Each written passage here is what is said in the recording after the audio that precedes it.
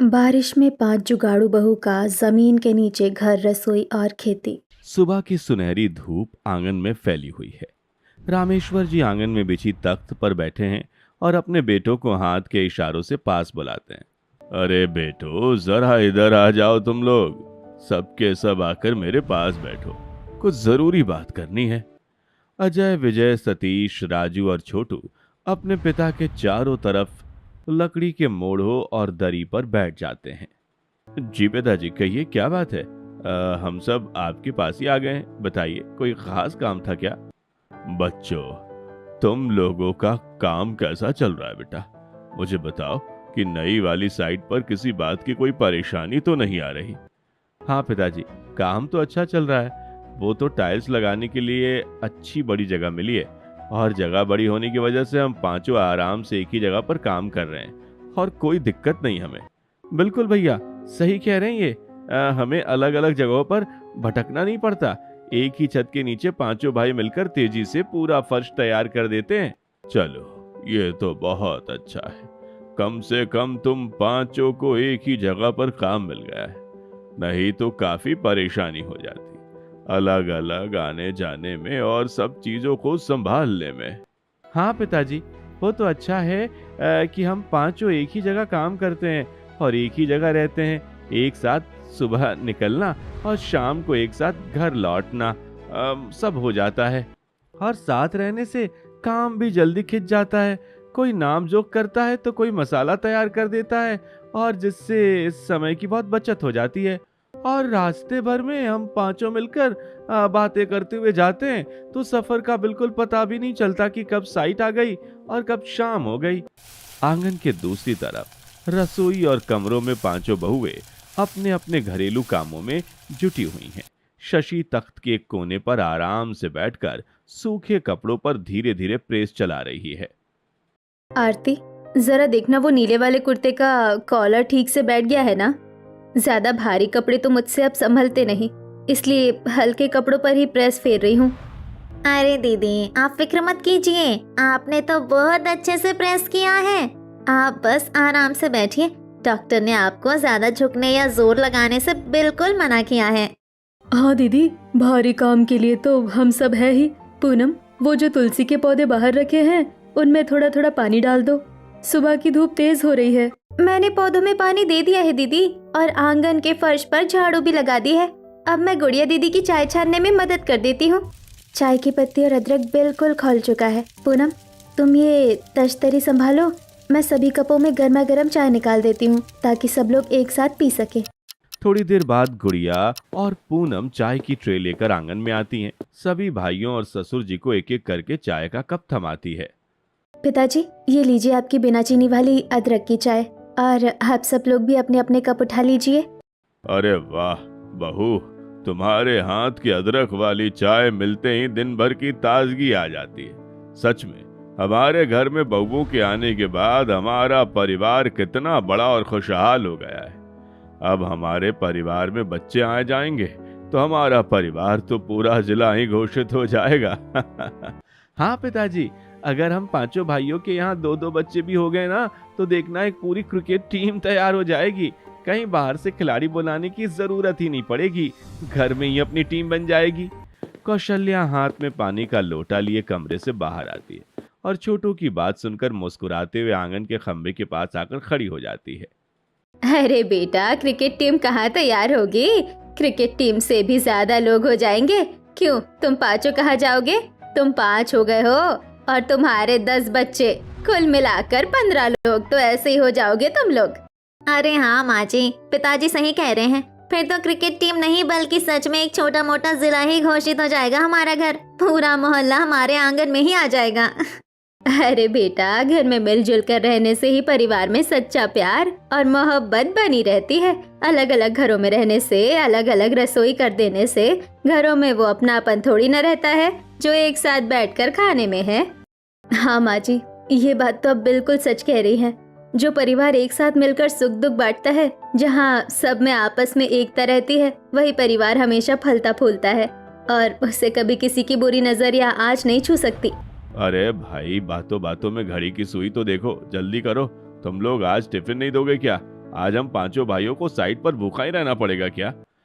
तभी रेखा एक बड़ा सा स्टील का टिफिन का डब्बा लाकर अजय को देते हुए, ये लीजिए आपका टिफिन, बिल्कुल तैयार रखा हुआ है। क्यों फिक्र कर रहे हैं आप लोग? सबके लिए ताज़ी रोटियां और सूखी सब्जी इसी बड़े स्टील के 4 मंजिला डिब्बे में अच्छे से पैक कर दी है। चलो ये बहुत अच्छा किया जो समय पर टिफिन थमा दिया, वरना ठेकेदार साहब गेट पर ही खड़े होकर घड़ी देखने लगते हैं।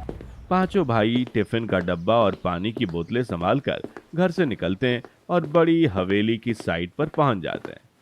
चलो सतीश, तुम जल्दी से कोने से नाप लेना शुरू करो। छोटू, जरा वो लाल वाले पत्थर की कटिंग मशीन चालू कर दो। मैं यहाँ सीमेंट और रेत का सही मसाला तैयार करता हूँ। नाप लेने के बाद सतीश, भैया मैंने यहाँ सीधी नाप ले ली है, बिल्कुल सीधा नाप बैठ रहा है। विजय भैया, आप नीचे मसाले की परत बिछाइए, मैं टाइल्स को जमा कर लेवल चेक कर जाता हूँ। मैं पानी का छिड़काव कर देता हूँ ताकि मसाला अच्छे से चिपक जाए। हम पांचों मिलकर अगर इसी रफ्तार से काम करेंगे तो आज दोपहर ये बड़ा हॉल पूरा चमकने लगेगा। पांचों भाई मिलकर एक साथ काम करते हैं। ऐसे ही दोपहर हो जाती है। दोपहर का सायरन बजते ही पांचों भाई काम रोकते हैं। वे बरामदे में एक चादर बिछाते हैं और बीच में अपने 4 मंजिला टिफिन खोलकर एक साथ गोला बनाकर बैठ जाते हैं और खाना खाते हैं। भाभी ने आज बहुत स्वादिष्ट भरवा करेले और आलू की भुंजिया बनाई है। छोटू, तू रोटियां निकाल और सबको 2-2 बांटना शुरू कर। उन लोगों को इस तरह मिलजुल कर खाना खाते देखकर ठेकेदार उनके पास आकर कहता है, अरे वाह भाई अजय, तुम पांचों भाइयों में तो बहुत ही गजब की एकता है। आजकल के दौर में तो सगे भाइयों में इतना अपनापन बचा नहीं जितना तुम पांचों भाइयों में देखने को मिलता है। ये सब हमारे माता पिता के दिए संस्कार हैं सेठ जी। हम 5 भाई हमेशा एक साथ रहे हैं और एक दूसरे के सहारे ही आगे बढ़ते रहे हैं। इस तरह हंसी खुशी कुछ दिन बीत जाते हैं। धीरे धीरे आसमान में घने काले बादल घिरने लगते हैं और तेज ठंडी हवाओं के साथ बारिश का मौसम शुरू हो जाता है। अगले दिन जब पांचों भाई काम पर पहुंचते हैं तो मूसलाधार पानी बरस रहा होता है। अरे भैया अजय, देखो बाहर कितनी तेज बारिश हो रही है। अब तुम ही बताओ कि इस तेज बारिश में हम बाहर के खुले आंगन में टाइल्स कैसे लगवाएंगे? पूरा पानी फर्श पर भर रहा है और सारा सीमेंट बह जाएगा, इसलिए तुम लोग थोड़ी देर रुक जाओ। जी सेठ जी, हम थोड़ा इंतजार कर लेते हैं। शायद आधा 1 घंटे में बादल छट जाएं और पानी की धीरे धीरे धार धीमी पड़ जाए। पांचों भाई शेड के नीचे बैठकर बारिश के रुकने का इंतजार करते हैं। थोड़ी देर बाद जब पानी थमता है तो वे जल्दी जल्दी कुछ टाइल्स लगाते हैं, लेकिन तभी फिर से मूसलाधार बारिश टूट पड़ती है। ठेकेदार माथा पकड़कर उनके पास आता है। अरे नहीं भैया, ऐसे काम नहीं चलेगा, मुझे भी बहुत नुकसान हो रहा है। 5-5 कारीगरों को पूरी दिहाड़ी देनी पड़ती है और काम आधे दिन भी ठीक से नहीं हो पाता। जब तक ये लगातार बारिश नहीं रुकती तब तक के लिए काम बंद करना पड़ेगा भाई। जब 2-3 दिन लगातार कड़ी धूप निकलेगी तुम लोग काम पर आ जाना। लेकिन सेठ जी, अगर काम बंद हो गया तो हमारे घर का रोज का खर्चा कैसे चलेगा? मैं मजबूर हूँ विजय, मेरा माल बर्बाद हो रहा है। तुम लोग अभी घर जाओ, मौसम साफ होने पर ही आना। पांचों भाई उदास मन से भीगते हुए अपने घर लौटते हैं। उनके लटके हुए चेहरे देखकर रामेश्वर जी और कौशल्या फिक्र में पड़ जाते हैं। क्या बात है बच्चों, आज तुम पांचों दोपहर में ही वापस आ गए और सबके चेहरे ऐसे उतरे हुए क्यों हैं? पिताजी क्या बताएं, साइड पर खुले एरिया में टाइल्स लगानी थी। लगातार तेज बारिश की वजह से ठेकेदार ने काम पूरी तरह से रोक दिया है। उसने कहा है कि जब तक मूसलाधार बारिश बंद नहीं होगी तब तक कोई काम नहीं होगा। हे भगवान, अचानक ये कैसी आफत आ गई। पहले बारिश की वजह से कोई दूसरा काम नहीं मिल रहा था, अब ये साइड भी बंद हो गई। आप लोग चिंता मत कीजिए, पहले कपड़े बदल लीजिए और हाथ मुंह धो लीजिए। जो रोटियां बची है मैं गर्म करके लाती हूँ। शशि बचा हुआ खाना गर्म करती और सभी को परोस देती है। सभी लोग खा लेते हैं। कुछ ही दिन ऐसे बीतते हैं और घर का सारा राशन धीरे धीरे खत्म होने लगता है। एक शाम के समय अजय अपनी अलमारी से एक छोटी सी पोटली निकाल कर लाता है। सतीश, ये लो कुछ पैसे, तुम बाजार जाकर हफ्ते भर का आटा, दाल और तेल ले आओ ताकि घर में चूल्हा जलता रहे। भैया, ये पैसे आपके पास कहाँ से आए? ये तो आपकी वही बचत है ना जो आपने भाभी के अस्पताल खर्च के लिए अलग से संभाल कर रखी थी। हाँ सतीश, मैं शशि की डिलीवरी वक्त बेवक्त की जरूरत के लिए धीरे धीरे ये पैसे जमा कर रहा था, लेकिन अभी घर में खाने को कुछ नहीं है तो पहले राशन आना जरूरी है ना। अरे भैया, आप तो इन पैसों को क्यों हाथ लगा रहे हैं? सही तो बात है, अगर भाभी की तबीयत ऐसी है और अचानक उन्हें कभी जरूरत पड़ गई तो हम कहाँ जाएंगे, किससे मांगेंगे? मेरी वजह से आप घर की जरूरतों को मत रोकिए। हम जैसे तैसे गुजारा कर लेंगे, लेकिन ये पैसे परिवार के बुरे वक्त में काम आने दीजिए। तुम फिक्र मत करो शशि, अभी जो घर में है उससे पहले पेट भरने का इंतजाम होना चाहिए। बाकी आगे भगवान कोई ना कोई रास्ता दिखाई देगा। सतीश, तू जल्दी जा और राशन लेकर आ। सतीश बाजार जाकर राशन लेकर आता है। उस रात का खाना बनता है और सभी लोग खाकर अपने अपने कमरे में सोने चले जाते हैं। अगली सुबह पूनम सभी के लिए गर्म चाय बनाकर लाती है। पिताजी, ये चाय पी लीजिए। दूध खत्म हो गया था तो मैंने काली चाय में थोड़ा सा गुड़ डाल दिया है। अरे माँ, हमारा घर कितना अच्छा और खुशहाल चल रहा था, ना जाने किसकी नजर लग गई जो अचानक ये तंगी आ गई। बड़े भैया ने अपनी सारी जमा पूंजी निकाल कर दे दी, अब उनके पास भी कुछ नहीं बचा। अरे नहीं भैया, आपने दिया तो क्या हुआ, मेरे पास भी कुछ पूंजी बची हुई है। मैंने भी अपनी दिहाड़ी में से कुछ पैसे अलग छिपा कर रखे थे। हाँ, और मैंने भी कुछ पैसे बचा कर रखे थे, मेरे पास भी कुछ पैसे बचे हुए हैं। ये सब मिलाकर हम आज का सामान ले आएंगे। हाँ भैया, मेरे और राजू के पास भी थोड़े थोड़े पैसे हैं, बहुत ज्यादा तो नहीं है, पर इतना जरूर है कि 2-3 दिन का दाल चावल आराम से आ जाएगा। तुम पांचों भाइयों का यही प्यार देखकर मेरी आंखों में आंसू आ जाते हैं। मुसीबत चाहे जितनी बड़ी हो, अगर तुम सब ऐसे ही साथ रहोगे तो ये बुरा वक्त भी कट जाएगा। सभी भाई अपनी बची कुची रकम इकट्ठी करके बाजार से 4-5 दिन का सूखा राशन ले आते हैं। बाहर आसमान में लगातार घनघोर घटाएं छाई रहती हैं और पानी रुकने का नाम नहीं लेता। बेटा, 4-5 दिन के खाने का इंतजाम तो तुम लोगों ने अपनी बचत से कर लिया, लेकिन मैं ये सोच रहा हूँ कि आगे का गुजर बसर हम कैसे करेंगे। बहू पेट से है और उसके लिए खान पान का हमें ठीक से ध्यान रखना होगा, नहीं तो उसको कमजोरी हो जाएगी और बच्चे को कोई तकलीफ ना हो जाए। पिताजी, आप मेरी वजह से परेशान मत होइए। मुझे जो भी सूखा रूखा मिलेगा मैं उसी में संतोष कर लूंगी। भगवान पर भरोसा रखो बहू, वो अपने बंदों को कभी बेसहारा नहीं छोड़ता, कोई ना कोई रास्ता जरूर निकलेगा। देखते ही देखते 5-6 दिन और बीत जाते हैं। पांचों भाइयों की जमा पूंजी का आखिरी दाना भी खत्म हो जाता है। बाहर मूसलाधार बारिश का शोर लगातार बढ़ता ही जा रहा था। बेटा, राशन तो पूरा खत्म हो गया है। बारिश इतनी हो रही है कि बाहर कदम रखना मुश्किल है। किसी के पास कोई मजदूरी का काम नहीं है। अब तो घर में एक दाना भी नहीं बचा। मैं अपने पुराने ठेकेदार और कुछ रिश्तेदारों को फोन लगाकर देखता हूँ, शायद कोई 2-4 हजार की मदद कर दे तो कुछ दिन और कट जाएं। अजय और विजय कोने में जाकर अपने पुराने रिश्तेदारों और परिचितों को फोन लगाते हैं। हेलो चाचा जी, प्रणाम। हमारे यहाँ बहुत तंगी चल रही है, बारिश की वजह से काम पूरी तरह बंद है। अगर आप कुछ रुपयों का इंतजाम करा देते तो हमारा काम चालू होते ही हम आपका एक एक पैसा लौटा देंगे। तुम लोग खुद कंगाल हो। हाँ, तुम्हें कर्जा देंगे तो तुम कहाँ से चुकाओगे? बारिश में तो हमारे अपने खर्च नहीं चल रहा है भाई। अजय ये बात सभी लोगों को बताता है। ये सुनकर सतीश, मैंने भी फूफा जी को फोन किया था, उन्होंने भी ये कहकर काट दिया कि इस मौसम में किसी के पास फालतू पैसे नहीं है।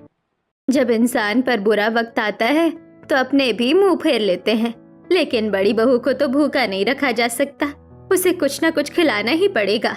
हाँ, कौशल्या बहू के पेट में पल रहे बच्चे की खातिर हमें कुछ तो करना ही होगा। अगर उसकी तबीयत बिगड़ी तो इस बारिश में हम डॉक्टर के पास भी कैसे जाएंगे? मेरे पास संदूक में एक छोटी सी सोने की अंगूठी रखी है जो मुझे मेरी सास ने दी थी। मैं उसे बाजार ले जाकर सुनार की दुकान पर बेच आती हूँ। उससे जो पैसे मिलेंगे उससे कुछ दिन का राशन आ जाएगा। अरे कौशल्या, तुम वो आखिरी निशानी क्यों बेच रही हो?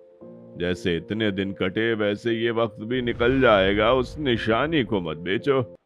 निशानी से बढ़कर मेरे परिवार और बहू की जान है। मैं अभी छाता लेकर पास वाले सुनार की दुकान पर जाती हूँ। कौशल्या बारिश में भीगते हुए सुनार की दुकान पर पहुंचती है और अपनी पुरानी अंगूठी निकालकर सुनार को दे देती है। अरे माई, ये क्या लेकर आई हो? ये कोई असली सोने की अंगूठी नहीं है, ये तो बिल्कुल नकली और पीतल की है। क्या कह रहे हैं आप? ये तो मेरी सास के जमाने की खानदानी अंगूठी है, ये नकली कैसे हो सकती है? माई, मुझे 50 साल हो गए सोना परखते हुए, ये तो तुम्हारी असली अंगूठी कहीं बदल दी गई है या फिर खो गई होगी, या तो बाजारू नकली धातु है, इसका एक ढेला भी नहीं मिलेगा। कौशल्या का दिल टूट जाता है। वह रोती हुई आंखों से खाली हाथ वापस लौटती है। रास्ते में कीचड़ से भरे मोड़ पर पड़ोस की बुजुर्ग काकी अपने बरामदे में खड़ी उसे देखती है। अरे कौशल्या, क्या बात है? इस तेज बारिश में तू इतने दुखी होकर कहाँ से आ रही है? और तेरी आंखों में आंसू क्यों है? क्या बताऊं काकी, घर में कई दिनों से चूल्हा नहीं जला, बेटों का काम बंद है, बड़ी बहू पेट से है और उसके खाने के लिए एक दाना नहीं है। अंगूठी बेचने गई थी तो पता चला कि वो भी नकली है। अब समझ नहीं आ रहा कि परिवार को कैसे बचाऊं। तो धीरज रख बहन, रो मत। मेरे पास पैसे तो ज्यादा नहीं है, लेकिन मेरी रसोई में जो थोड़ा बहुत है मैं तुझे देती हूँ। काकी अंदर जाती और अपनी डलिया में से 2 किलो चावल और कुछ कच्चे आलू एक थैले में भर कर लाती और कौशल्या के हाथों में थमा देती है। ये ले बहन, इतने आलू और चावल है मेरे पास। जाकर जल्दी से बच्चों के लिए भात और चोखा बना दे ताकि बहू का पेट भर सके। काकी, इस बुरे वक्त में आपने हमें बहुत सहारा दिया है। आपका ये एहसान मैं जिंदगी भर नहीं भूलूंगी। कौशल्या घर पहुंचकर बहुओं को वो थैला देती है। बहुएं तुरंत रसोई में जाकर चूल्हा जलाती हैं और गर्मा गर्म आलू चावल पकाती हैं। पूरा परिवार मिलकर उस दिन का खाना खाता है। ऐसे ही रात हो जाती है। रात को आरती हॉल में बैठे सभी लोगों से, आज दोपहर का खाना तो सबने किसी तरह खा लिया था, लेकिन रात के लिए रसोई में कुछ भी नहीं बचा है। सही कह रही हो आरती, आज रात हम सब क्या खाएंगे? बाहर तो बारिश और तेज हो गई है। बच्चों, ऊपर वाले का नाम लेकर सब लोग पानी पी लो और सो जाओ। सुबह कोई ना कोई नया सवेरा जरूर होगा। रात को सब लोग केवल पानी पीकर भूखे पेट जमीन पर चटाई बिछाकर सो जाते हैं। बाहर लगातार बिजली कड़क रही होती है और पानी की मूसलाधार आवाजें गूंजती रहती हैं। अगली सुबह सरपंच की ओर से गांव में ऐलान होता है, गांव वालों, गांव किनारे स्थित नदी का बांध टूट गया है और अब जल्दी ही गांव में बाढ़ आ जाएगी, इसलिए जितनी जल्दी हो सके गांव को खाली करके सुरक्षित जगहों पर चले जाएं। सरपंच के ऐलान के बाद पूरे गांव में अफरा तफरी मच जाती है। थोड़ी देर बाद सभी के घरों में पानी भरने लगता है। ये देखकर रामेश्वर जी के घर में भी मातम सा पसर जाता है। सभी घर वाले परेशान हो जाते हैं। माँ, आप हिम्मत मत हारिए, हमें ये घर खाली करना ही होगा।